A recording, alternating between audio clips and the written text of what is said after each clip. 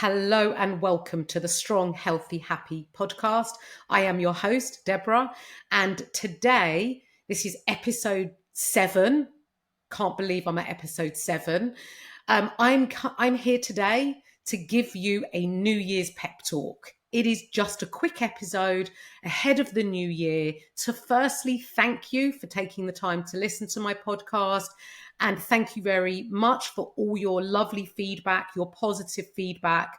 And if you are enjoying this podcast, don't forget to leave me a 5-star review and to share it with your friends, and also to share to your social media, if not already. I am very passionate about helping and supporting women, and the more reach I can get, the more women I can help, which pleases me greatly. So I would be very grateful if you could share.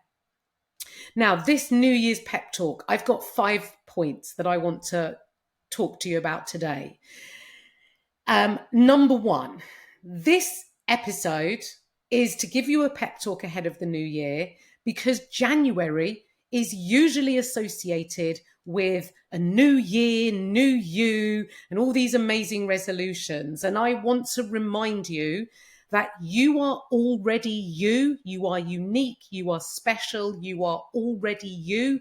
And you don't need to try and be a new you. How about this year you try to be a more improved version of the you that you are? It's a good approach to have, one that I use for myself. Number 2, a high percentage of the population start a diet in January.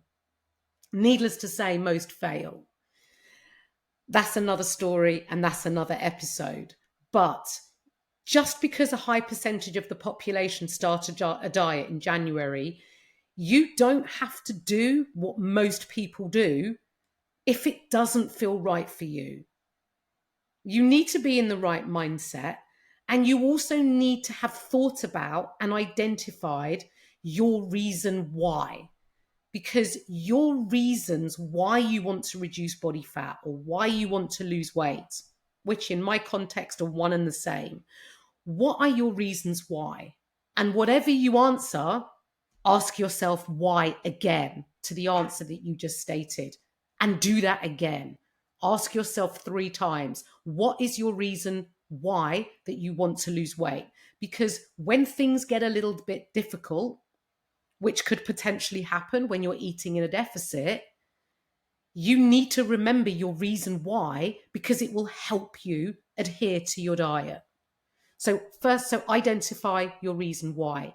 Make sure that you are not feeling like you need to be losing weight because it comes from the expectations of others projected onto you, whether that be from people you know or whether that be societal pressures. Know your reason why. Number 3, if you do start a diet, you don't need to throw everything and the kitchen sink at your diet.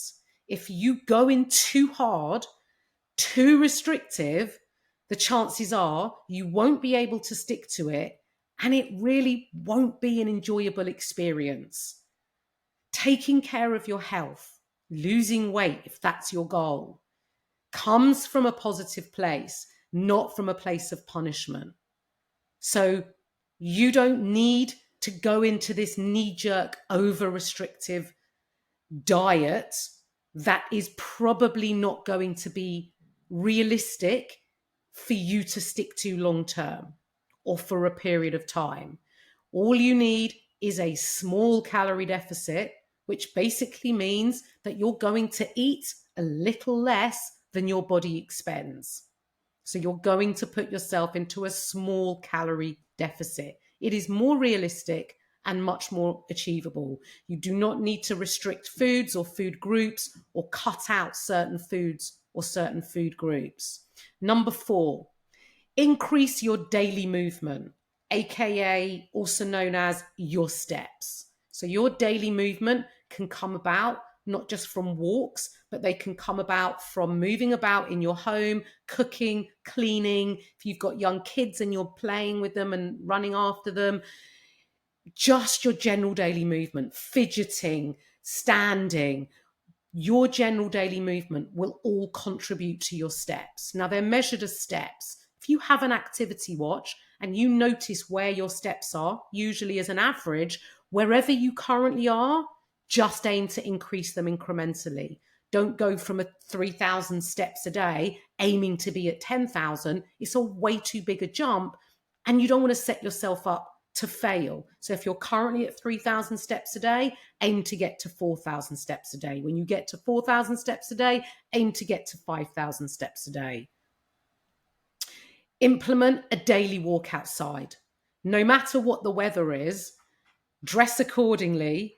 Being outside, preferably in nature, if you're able to walk somewhere nice, will benefit your mind as well as your body, and it will help you increase your expenditure and also make you feel good and make you more likely to do the things you need to do in order to achieve the goal that you want. Number 5, and this is my final point, I'm keeping it really brief today. Exercise. Now, exercising is really beneficial to your health.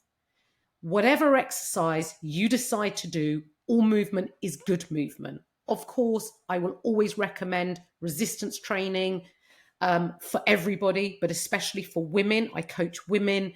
Resistance training is very important for long-term health. However, whatever exercise you choose to do, focus on that exercising, focus on taking part in that exercise as a way to improve your health and not a way to burn calories. You don't need to earn or burn your calories. You are exercising for your health, and to lose weight, you're going to do that via your nutrition by eating less than you expend.